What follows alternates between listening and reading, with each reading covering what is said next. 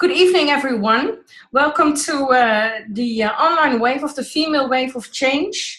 We've only just started in the beginning of this year, but we already have every 2 weeks very inspiring women who want to share their knowledge and inspiration, their knowledge, their experience. And tonight it's guest speaker Heiske Nonnekes. She will introduce herself, but she is an organizational futurist. I really had to practice pronouncing that, so very difficult word, but she will explain you all about it. Future-proof organizations, very important of what is going to happen in the years to come. Female Wave of Change, just a short introduction. My name is Ingun Bol, by the way. I'm one of the founders of the Female Wave of Change.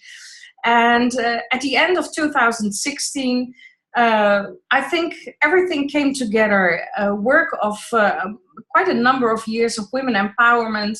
We saw that the world was changing rapidly, and we knew we had to do something to make people aware, and especially women aware of what was going on, but also that they can be the leaders and they can be the change makers. And not only can be, but they really need to be the leaders and the change makers to make things really happen in this world. So how are we doing that? By connecting on a world scale. We thought it would be a very local thing that we were organizing, but within a couple of days that we started the Female Wave, so many women of all over the globe were connecting, so we were very impressed. We want to connect worldwide and build those bridges. And I was just telling before we started here, you know, we have been, we had meetings today with women from Australia and someone from Lebanon, from the Middle East. Very powerful women who are able to find us and want to connect and want to join in on this change, this platform where we can create these waves. We want to share knowledge and experience, and we want to start building, and that's very important. Start building new opportunities. You know, so much is happening right now in the world, and we really want to make that change. And it's great to be able to start all these new opportunities together. What are we doing right now? Connecting, of course, we use all these platforms on the social media, Facebook, LinkedIn, Twitter, Instagram, YouTube, we're everywhere. So join in and not just like and share, but really post your questions, your articles, the information about your company, what you feel is important for changing the world and creating those waves. Well, we want to inspire, share knowledge and experience, and of course we are organizing these online waves every 2 weeks. And it's great to be able to announce that in this month we will have our first online waves from the Asia area, so Asian speakers, and it will be organized by Jerry Ang, who is living in Singapore and who has joined us as a wave maker. And then, very important, we're going to the next page for that. We're very much focused right now on organizing the global kickoff wave on September 19th. A great event with very inspiring speakers from all over the world. Heiske will be one of the speakers on that day, so it's great that you have the opportunity to get to know her already. But great speakers, but it's not just about inspiring people. It is also very much about working together and starting to think about all these new things that we can do, the startups, the opportunities. We will have challenges that we will be discussing with each other and create that new way of thinking to start all these new opportunities. You still have the opportunity to register for the early birds right now, so don't just register yourself, but invite your friends and tell them that they should be there. Well, for now, Heiske, the floor is yours. I'm going to stop sharing my screen, and it's up to you right now. Well, thank you, Ingun, and thank you for having me, and thank you for the rest for being here. I'm trying to set up my screen. Yes, hopefully you can see it now all. I had in mind to make this a little bit a more interactive session with some polls, and Ingun already shared the domain name. But before we start off with it, I would like to ask you to take your phone and open your browser and enter pollev.com/Heiske Nonnekes 487. It's not the most customer-friendly domain name, sorry about that. But please browse there in such a way that you can vote during the polls as well. Because, of course, I need support from two angles to be able to make it interactive. The first one is, the technology should work. And the other angle where I need support from is from you. So to make sure that I have the support from both angles, I would like to ask you to already start voting for the first question. And I see that somebody already voted. So the first question is, I'd like to have an interactive session. So please open your phone, browser, and start voting.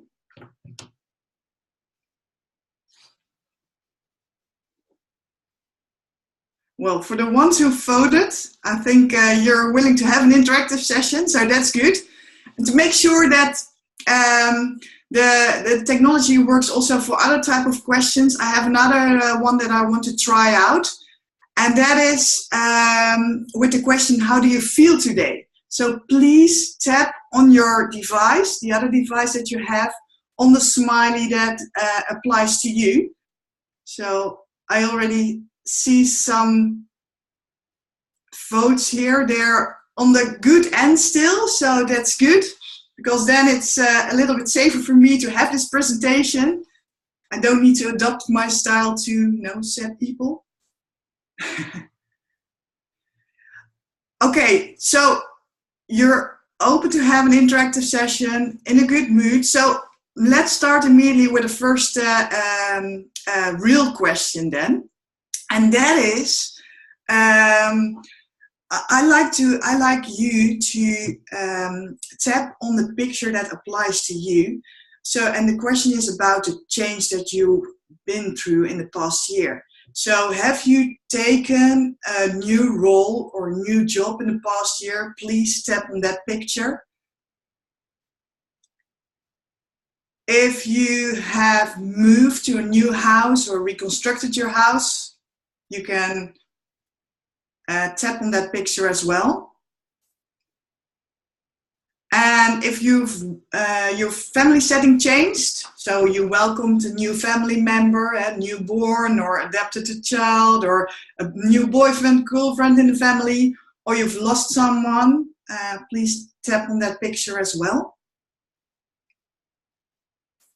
So yeah, we're here with a limited group of people, but you already see some votes coming in. Typically, when I do this for a large audience, about a third of the audience stands up with one of those questions. So that indicates that we're all going through a lot of change. And that is where my presentation will be about today. But before we go there, I'd like to introduce myself. As Ingun already mentioned, my name is Heiske Nonnekes. I studied industrial engineering and management science at the University of Technology in Eindhoven. I worked for several Fortune 500 companies in the areas of operational excellence, strategy development, and transformations.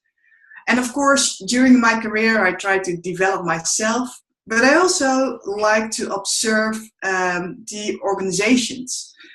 And there were three things that, I've observed in all the multinationals I've worked for, and I'd like to share those with you. The first thing I noticed is that there is a lot of unused potential in organizations. And there are multiple reasons for that.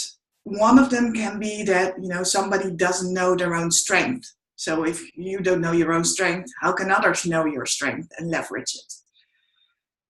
But it can also be that the culture is not really embracing your strength. I've experienced that myself.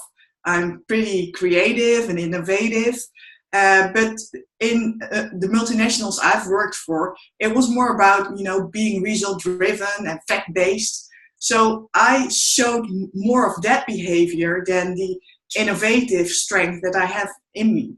So the culture can also really force you to not really show your strength and potential. Another thing I noticed was that people are really working on their day-to-day activities. They are really busy with those. And they're so busy with them in such a way that they don't know really what's going on around them. They don't know about all the changes outside their organization. They're not aware of them. And another thing is related to this, because they are so busy with achieving their day-to-day tasks and day-to-day goals, they want to achieve them in the most efficient manner, which results in the fact that they don't like mistakes being made. If you don't like mistakes being made, then you're not really embracing an innovation culture. You're not really getting there because you don't want things to be to go in a different way. And then the last thing I noticed is that there is a lot of focus, of course, on the planet. It's increasing. However, if you really dig into the things that organizations do around this, although this is really a hot topic, in the primary process they are not really changing a lot here. So, and that is where I want to make a difference. And I want to ask you, because these were the things I've observed, do you recognize them? So do you recognize that there's a lot of unused potential, that people are really busy with their day-to-day activities and they don't really know what's going on around them? They hate mistakes being made. And also the topic around the environment. It's a hot topic, but if you really dig into the facts, they're not doing a lot. So yeah, I see the votes that are coming in that you recognize it. So that's nice. Of course, I've had conversations with colleagues and friends, and yeah, they also recognize it. And to be sure that it's also seen in researches. I digged into the researches, and this is what I found. About 90% of staff is disengaged. And about 84% of R&D managers, so those are the people who should be aware of what's going on around them, feel that their company is not ready for the future. And yes, the focus is still on efficiency, so profit, instead of people and planet. So this is where I really want to make a difference. I want to make the organizational world better by supporting organizations to become future-proof in such a way that, employees are happy and their work results in meaningful innovations. And with meaningful, I mean that those innovations have a positive impact on or the society or the planet. So how do I do that? Well, the first thing, of course, is to create awareness about the changing environment. So I give presentations, so that's what I will do today. And the presentation, I will give you parts of the presentation of the organization, the Future-Proof organization. But of course, I do more. I do also future readiness assessments. We develop people with help of the Luminous Spark method. And we also help to make those transformations happen, help organizations to become future-proof with determining a strategy and helping them in the real transformation. But this presentation, creating awareness, that's what we will do today. So I will give you a small part of the changing world around us, and I also will share some guidelines for the future organization. So the future for organizations, of course you can think, hey, why should I care? Well, if I show you those kind of logos from famous companies, it probably rings a bell. For instance, Kodak. You know, Kodak was once a market leader in the photography industry, but somewhere they missed the boat on the digital cameras. They lost market share and they also lost talent because of that. And of course, the same applies for all the other companies that you see here. Marriott, for instance, was a market leader, but Airbnb disrupted the whole hotel industry. And yes, they have a challenging time right now. So it's really important to be ready for the future and to be prepared for disruptors.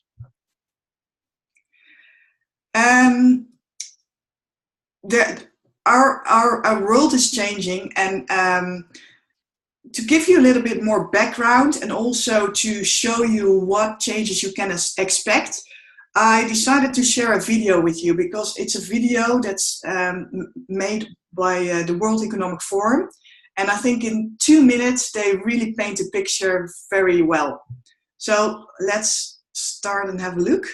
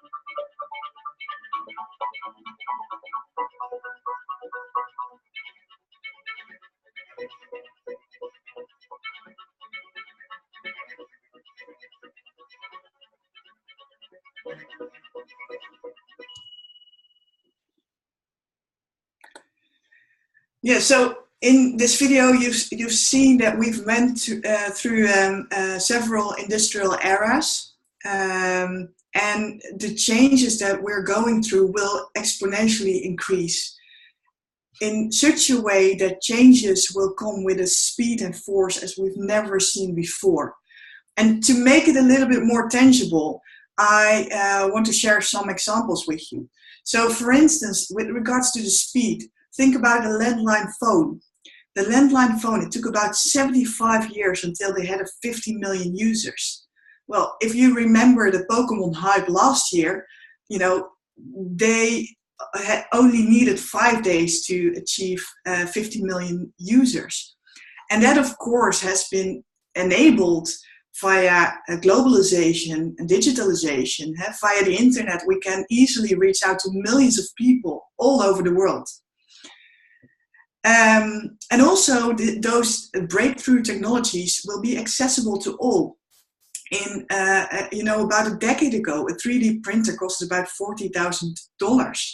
Nowadays, you can buy them for less than $300.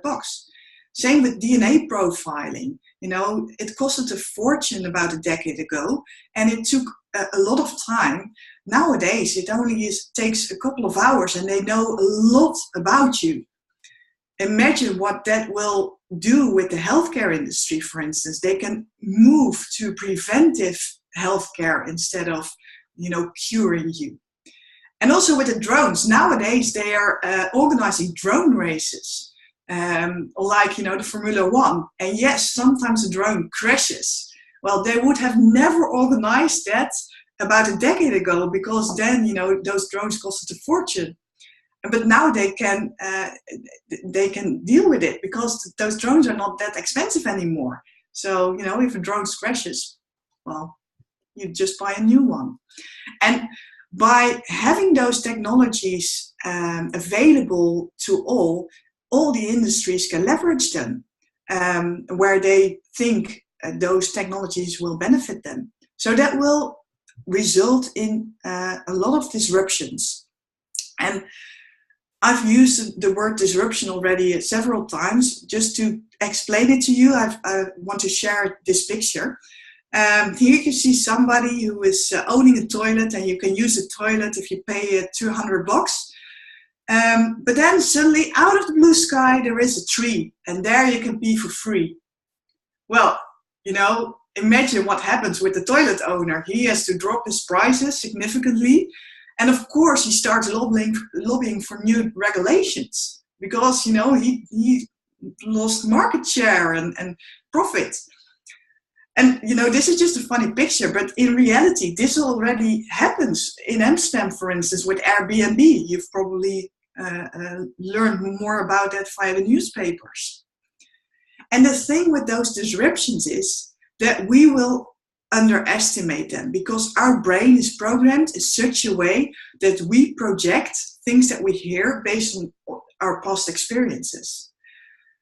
So we will underestimate the disruptions and the changes that we will face. Well, that's nothing to be ashamed of because, you know, that's how our brain is programmed. So, but you need to keep it in the back of your mind and be aware of it in such a way that you can make sure that you act in time. Well, these disruptions, here I show you a picture with some waves because we've already been through some disruptions in the music industry. I already mentioned Kodak as an example. TV, well, I'm not sure to what extent you're looking at the television, but if we look to the television, most of it is on demand via Netflix, for instance. We're in the midst of the retail disruption. I've already shared a headline, I think last week or 2 weeks ago about Witteveen. It was a chain, a retail chain in the Netherlands with about 90 stores. Well, they didn't survive because they were not future-proof. And the healthcare and all the other industries, they will face same disruptions. But this phasing is, of course, based on the maturity of the technology. So we will see more disruptions in the future. And yes, those disruptions will definitely impact the organization landscape. The prediction is that in 10 years, 40% of the companies that are now in the Fortune 500 list, but it's also applies, of course, to other organizations, they won't exist anymore. So it's really important to be aware of all those changes and act in time. So the thing is that, you know, with those technologies, all those changes, you need to be innovative to stay ahead of the game. But there is a challenge because, as I already mentioned, most of the organizations are still focused on efficiency. And efficiency is doing things tomorrow better and quicker than you do them today. Innovation is about doing things tomorrow differently than today. They bite each other. Imagine that you're tasked with making a process more efficient, and then somebody suddenly comes up with a great idea to change the whole process. Well, then you can start your efficiency challenge all over again. So they bite each other, and that's the thing where organizations struggle with nowadays. And due to the fact that those innovations or innovation is so important, also the workforce skills that are important will shift. This is based on the World Economic Forum. They did some research on the skills that are important in 2015 and also for 2020. If you look at the skills that are completely new in the 2020 list, those are creativity and emotional intelligence. So that is also a change that we will see. And on top of that, we are currently on the work floor with 4 generations. all those generations have been raised in a completely different era. And the new generations, they value personal development, adventure, and entrepreneurship. This is completely aligned with what knowledge workers want. But most of us have been raised for an industrial era, mass and batch production, not for a knowledge era. So that's really important to be aware of. And I want to ask you, before I continue, are you completely aware of the changing environment? Well, you all are. So that's good.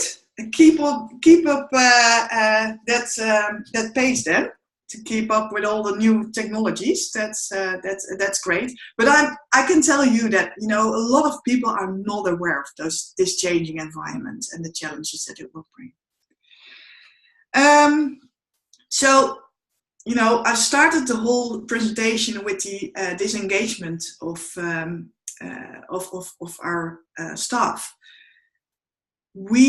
If we really want to engage our people, we have to adapt our style to knowledge workers, to the generation needs, and we also need to embrace diversity. And this is, I've already briefly touched upon this, but I will come back to this, embracing diversity, later in the presentation. So this is about the changing environment and the things you need to be aware of. I now want to move on to the guidelines for future readiness. So one of the most important things, I have 5 by the way, so you can count them down if you're already bored. If that's the case, you can also give me a heads up, by the way. But one of the most important things for the future-proof organization is to have an organic org structure. Nowadays, everything, or most organizations, are organized via a hierarchy, where you have the power at the top. It's a permanent structure, it's very rigid, with a high formalization. Well, guess what? Knowledge workers, they don't like to be managed via rules and procedures. Where do you have a lot of rules and procedures? In a hierarchy. Next to that, you also want, due to the changes I already referred to earlier, due to this fast-changing world, you want to have a flexible organization. You want to be able to adapt quickly to the changing environment. In the hierarchy, due to the fact that it's very permanent, you're not able to quickly adapt. And on top of that, the power is at the top of in a hierarchy. So people at the top, they make the decisions. Due to the fact that our world is getting more and more complex, people at the top, they cannot know everything anymore. So how on earth are they going to make the best decision? They can't. So that's why you need to move to an organic structure. You have to empower the people that will benefit the knowledge workers for sure. And due to the fact that you have temporary constellations, you are also able to adapt quickly to a changing environment. And the complexity, yeah, for sure, it works better with the complexity because you empower the people. You give people with the knowledge the right to make decisions, and they know the best in their area how they should proceed. So the first one is really move to an organic org structure. But if you move there, oh, sorry, I have a question for you. So if you get your phone again, if it's on standby mode, you can just refresh your browser. But my question was about the org structure. Do you also recognize the fact that most organizations are organized via a hierarchy? Yes, you do. Okay. Well, as I just mentioned, you should move to an organic structure. But if you move to an organic structure, it is really important that you're clear on your purpose and your values. Why? Well, think about an iceberg. You can see the organization as an iceberg. The thing that you can see are the rules, the processes, and the procedures. The thing that you can't see is the culture. If you take away the rules, processes, and procedures, you give people a lot of freedom. So then it should be really, really clear what you want to achieve. What is your higher purpose? And next to that, it should also be clear on how you are going to get there. How are you going to cooperate together and make it happen? So alignment about the higher goal and how to get there. So the values is really important. And for the sake of time, I skipped some slides, but I would really recommend you to have a look at the Zappos values, because those Zappos values, I think they are really a great example of what it can look like. So that's the second thing future-proof organizations should have. And talking about purpose, I mentioned, you should have a purpose as an organization. But I wonder to what extent you have a purpose as an individual. You have one. Well, that's great. I bet there are also a lot of people who are not crisp and clear about their purpose. But that's really important to be aware of it, because the third thing that is important is to leverage passion, purpose, and potential, and embrace diversity. The passion, purpose, and potential, why is that important? Because you will be hired in the future based on your passion, purpose, and potential. So you should be able to explain to others who you are and where you stand for. And why will you be hired on your passion, purpose, and potential and not on your resume anymore? Because the knowledge will be outdated before you even know it. So if you don't have a purpose yet, I like to challenge you to start working on it, because it will be important in the future. And the other thing I want to share with you is the diversity thing. And, a lot of people, if you talk about diversity, think about gender diversity or diversity with regards to minority groups. But here I'm talking about personality diversity.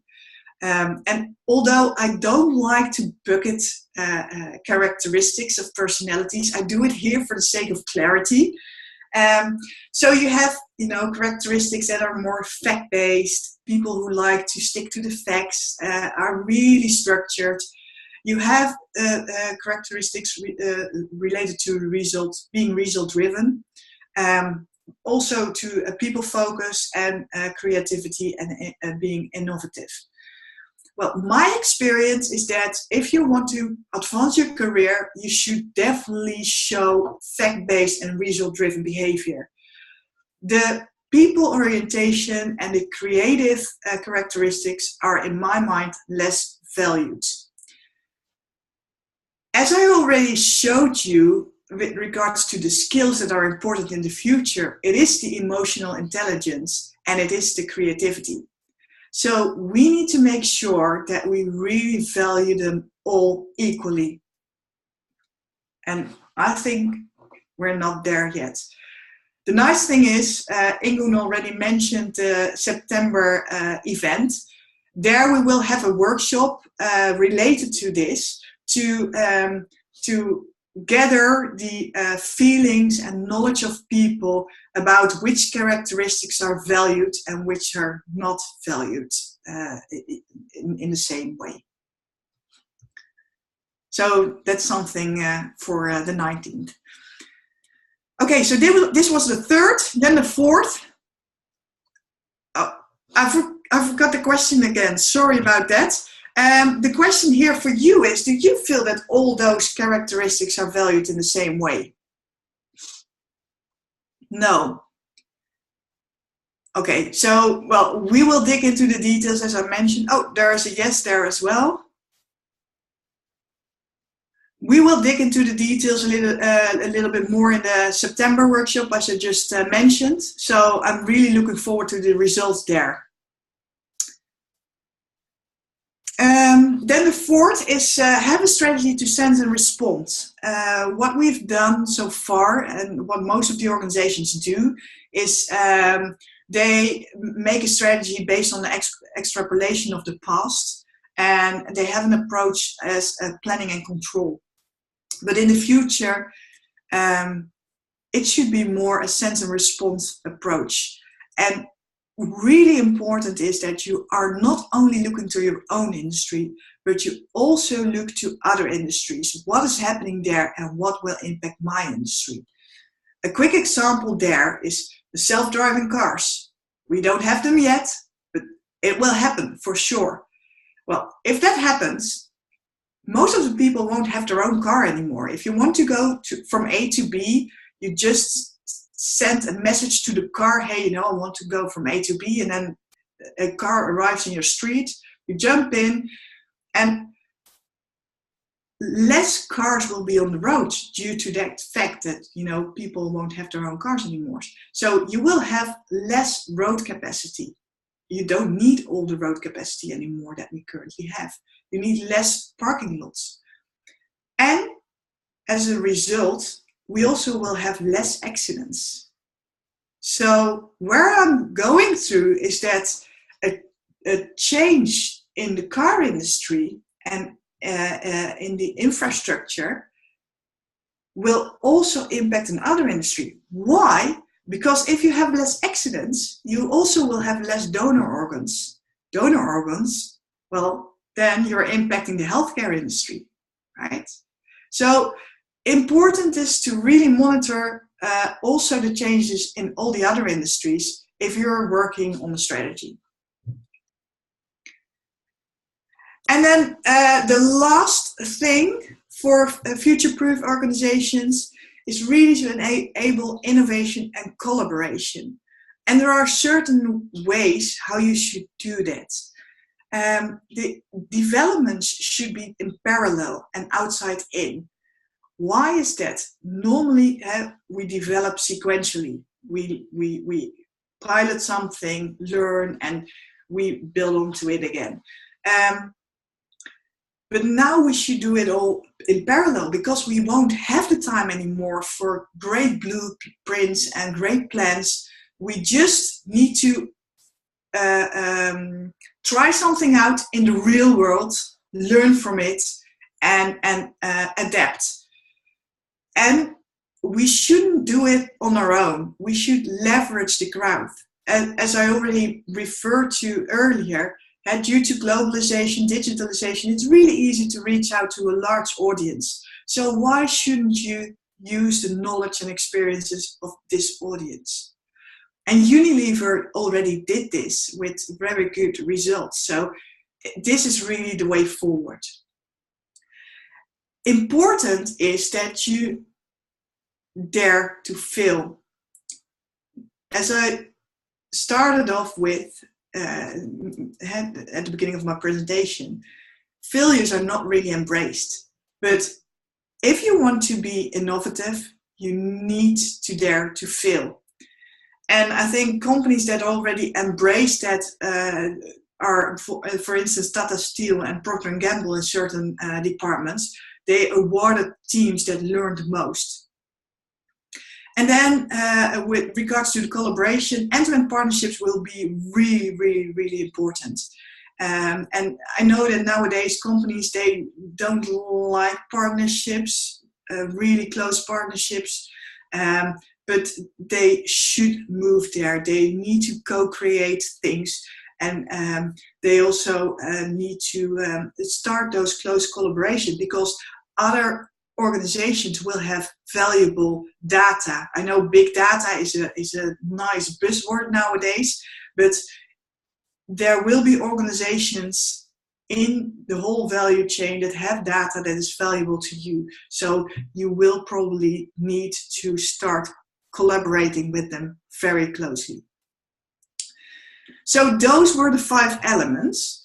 But before I continue, I have a question for you again, and that's related to the mistakes. Do you feel that our culture really embraces mistakes?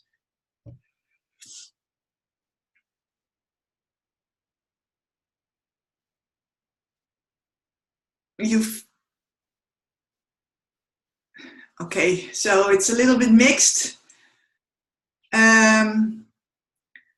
Well, in general, I think there is area for improvement there. So it's really important. So in short, the 5 things I've referred to is have an organic org structure, have a purpose and values to be really clear on where you're heading and how you're going to get there. Embrace diversity, leverage passion, purpose and potential. Have a strategy to sense and respond and enable innovation and collaboration. There are 2 more things that are really important in the future as well. And those are to have courage, because you cannot stay in your comfort zone anymore. And you have to be able to deal with ethical dilemmas. And that has to do with, for instance, the big data I just referred to. We will gather so much data that is relevant to us, but also is on the edge of ethical debates. So that's something we need to be aware of and be prepared for. So this is in short, these are in short the 5 main things future-proof organizations need to be aware of, and what they should look like. If you now are completely confused with what is my purpose, what's my strength, as I already mentioned, the 19th of September, I will talk a little bit more about it. I won't touch upon those topics again, the things I refer today, but it's a little bit in line with this, of course. And we will also have a workshop there, so hopefully that will give you some more insights. And I'm also planning to organize a Get to Know You Flow Challenge in October, November. So, well, might be interesting for you. Other questions, please reach out to me. But of course, you know, at the end of this webinar, we will also have some time for questions. And then the last thing is, well, hopefully you've learned something. It was interesting, and well, I hope that this presentation increased your tomorrow's readiness. So that's what I wanted to share for today. So now it's open for questions. So Ingun, I'm going to stop sharing and open it up for you. Yes, well, thank you, Heiske. There's some time. We have 15 minutes for discussion and for questions. Let me be first, so everyone can still think and what their question or feedback will be. Here's already a question, Ingun. Okay. Yvonne, how quick do you think big companies can actually make a change? Yes, I understand that Unilever has a 20-year program for sustainability. That's also because of long-term investments they made. Isn't that too late? Do companies need to be well? You know, Yvonne, I would like to suggest to open your microphone and ask the question. Okay, you're unmuted, so we can hear you. Hello. Hello. Hi. Hello. So my question is, if companies want to make a change, if they're not already too late, if they start the change only now. And I use the example of Unilever because I know, or I think they have a 20-year program to improve their sustainability, and probably they will also need that time because it's so big. But by then, temperature has increased, and you know, everything went bad for the planet. So how can a big company, a multinational, make a quicker change? Good question. I think that a lot of big companies will have challenges within a couple of years, because there will be smaller, more agile companies who will take over and disrupt their industry. Mm-hmm. So I think in general that will be the case. But there will also be large multinationals that have a lot of money and just buy those disruptors to make their change and to adapt in that sense as well. And so I think that there are different things you will see. So, or yes, industries will be disrupted by smaller, more agile companies. Large companies will take over some of those smaller, more agile companies to stay ahead. And I think that Unilever, for instance, they are already in the right track. I think they are doing a lot of good things, but I'm not sure what their plan looks like, but in 20 years they should have made a huge difference. And I think hopefully they are already planning to do it in the next 5 years, the most important things, because otherwise they indeed will be too late. But again, I don't know what their plan looks like. But yeah, the world within 20 years will look completely different. I'm convinced about that. Yeah. Well, they might be one of the 40% that doesn't exist anymore. It might be, yeah. If there's enough good new initiatives, then they will have a problem. Or they realize that they have to move faster. They have pull some activities forward because otherwise, clients won't buy their stuff anymore. Mm-hmm. Yeah. Well, I know Yvonne is very much involved in sustainability, so that's one of her areas of expertise. So I can imagine that it worries a lot of people that it's not going fast enough. And 20 years, especially if you look at the Sustainable Development Goals, it's the 2030. So that's 12 years from now and not 20 years from now. That's late already. Mm-hmm. Mm-hmm. Yeah. If no one else has a question, of course we are female wave of change.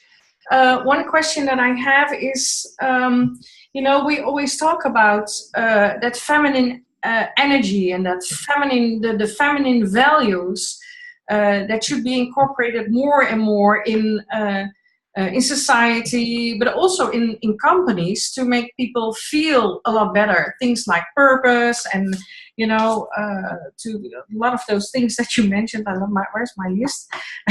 Being happy, being meaningful, change. There's a lot of things that for women are more natural. So how do you combine this? On one side, you need a disruption now, also in these bigger companies in the corporate world, and the role that the women can play, or that's the man should have more feminine energy, more feminine values. Well, I just read a scientific research about our brains, and the outcome was that the brains from male and female really differ. Well, wow. But one of the conclusions was as well that due to the differences, female have a better emotional intelligence. As I already mentioned, embracing diversity is key in the future. Mm-hmm. And as I also mentioned, the skills that will be important in the future are the creativity and the emotional intelligence. Well, knowing the fact that female in general have those skills more than male, I think that those are the things we need to leverage. And organizations need to leverage female to benefit from those skills, of course. And if you do that, if you really embrace that, you will have more innovations, I think. And you will be better prepared for the future. Another thing that I think is a feminine characteristic is to have oversight. Know the bigger picture. And especially if you talk about, for instance, sustainability, Yvonne, I think that is really important, that you know, hey, you can produce all kind of products in small volumes and make it easy for the customer to buy them in the supermarket. But hey, think about the impact with regards to waste. I think that is something that's also important. And I'm a big picture thinker. So honestly, a couple of years ago, I was still under the impression that everybody was a big picture thinker, but that's not the case. No. So we should also embrace those skills to create the awareness about the impact and make a difference. So a long answer, in short, I think female have a lot of characteristics that can really bring a lot to be ready for the future. Okay. Creativity, emotional intelligence, big picture thinking. So in short, we need more women in those organizations, since we are not going to have that hierarchy structure anymore. So we don't have a glass ceiling. We have that organic structure. So we just need more women and that feminine energy. Yeah, the feminine energy. Because there are also male, of course, who have those feminine skills. Yes, absolutely.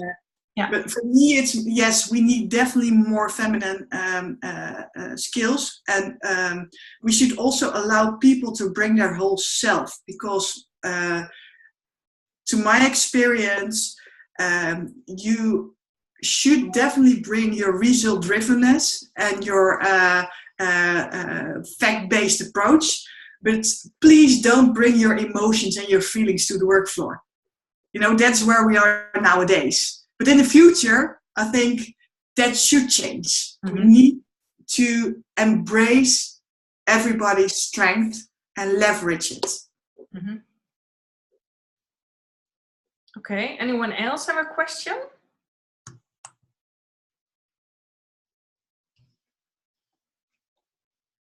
Okay, well then I have one more. Prepared myself. No. As female wave of change, we also say, well, there's, because especially those bigger corporate environments, they will change a lot. So there's also, if you look at the structure right now, there's a lot of this middle management that will disappear, because there is more IT, there is more artificial intelligence, things like that. So a lot of the basic roles will be taken over by IT. So there will be a lot of people, but also women, losing their jobs in the coming years and years to come. And there will not be enough jobs to replace it. So there will be a lot of people changing into, having to choose to become entrepreneurs. And that also has to do with purpose and things like that. So there is this change. If people don't find it anymore in that corporate environment or in politics or in these government, people will choose on their own to start something that will give them more purpose. So it's also a choice. Are they going to stay in that corporate world? Will they be happy in that corporate world?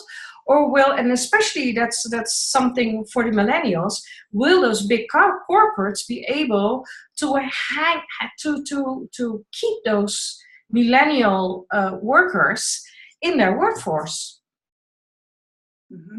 So what's your question? Well, I do believe that's a problem. They will lose people to not just by getting rid by firing them, but also because those people are not happy in that environment, are really choosing themselves to become independent and start their own business. Well, maybe Yvonne, it's your connection is not really very good, but it's really nice for you if you can share us your background and what you've been doing in the last couple of years. It's very interesting. I can try.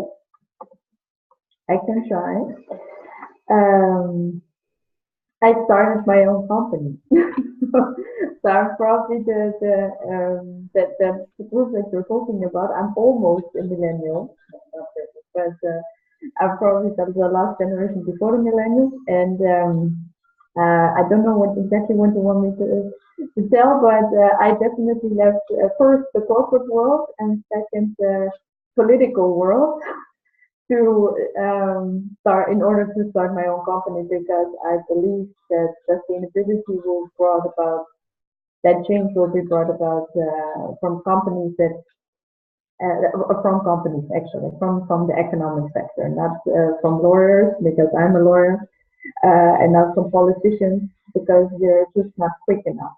So that was also my question. So eventually I started a social enterprise, because I believe that these are the companies that will be able to make a change, because they are independent in terms of money. They generate their own money to make a change in the social environment. So the government, she changed from being a lawyer in the political world. You work for UN. The connection is really bad. I'm sorry to. You work for UN. She worked very international, but choose not to stay there and find her purpose there, but to change herself and start her own company. She's making ice cream so she's one of the. She's the competition for Unilever right now. Good. Challenge them. Healthy ice cream. Yeah, disruptive ice cream. But yes, I am convinced that most of the organizations right now, they are not organized well to remain knowledge workers happy. And it's not only about knowledge workers, it's also about the new generations, because they have been raised in an era where knowledge workers is, for us, it's special, but for the new generations, they don't know they don't know about the other eras that we've been through, right? Mm-hmm. So yes, I'm definitely convinced organizations are not ready for knowledge workers, so they will lose them, or they need to adapt. Yeah. And that's why I am here, and also decided to leave all the multinationals and the corporate world behind me, because I want to make a change there. I see so many unhappy people, and it's pretty easy in my mind to change that. But yeah, I think there are still a lot of people in the top who don't want to see it and don't dare to make that change happen. Well, they want to keep their position safe for the future. Yeah. And with regards to people losing their jobs due to technology, I know that Elon Musk, for instance, is already pro a certain minimum salary. I can only support that. Because I'm convinced that if the gap between the rich and the poor is not that big, we will have a safer place to live in. Mm-hmm. And I think, within the Netherlands, we're already doing a good job. But if you compare us, for instance, to the US or South Africa, there the gap is really large. And it results in an unsafe place in my mind. That's at least how I've experienced it, and I've been there also quite a lot. So, yeah. Okay. Well, thank you. No more question. Very nice ice cream. I heard yes, very nice ice cream. She's very good. well, you know, if you look at the Female Wave of Change platform, of course, we promote very much those new opportunities. Embrace change, but also, you know, take that responsibility, be responsible for your own future, for the future of your family, the community, well, whatever. So we promote starting those new initiatives. So, but on the other hand, and that's what I really like about your story, where we promote entrepreneurism, we already have these bigger companies, these corporate environments coming to us as Female Wave of Change and asking us, how can we get that female wave of change into our company, into the corporate world? And this is really where you fit in, Heiske, perfectly, because you do have a structure of showing them where they can really work on getting these more feminine values into their organization and become future proof. So I think it's a really great combination to see what is going to happen. Well, one last question. Well, No? I have something to add to that. Yes. If it's okay, because you know I'm talking now about organizations, but I also think that we should see the society as an organization, and we need to treat it in the same way. So we as a society, and this will be what my talk in September will be about. We in society also need to have a clear purpose. Where are we going to? What do we all want to achieve? And then also, what are the values that we all agree upon? And I think, you know, as a society, we don't have the clear values for the future yet. Mm-hmm. So I think, you know, although I am the organizational futurist, I think that we need to see the society as an organization as well and treat it in the same way. Yes, good. But more in September about that. Yeah. So it's a great way to finish off this webinar. We're just a little over time, but that's okay. I think we're going to make a lot of people who are now on holidays very happy with the recordings. So the recordings will be online starting tomorrow. I want to thank everyone who was here today, who was here this evening. Thank you for being here, and well, of course, we love to see each and every one of you on the 19th of September when it's the global kickoff of the Female Wave of Change. For now, thank you all. Thank you, Heiske, for everything, and thank all the other participants. Bye bye. Okay, thanks. Bye bye.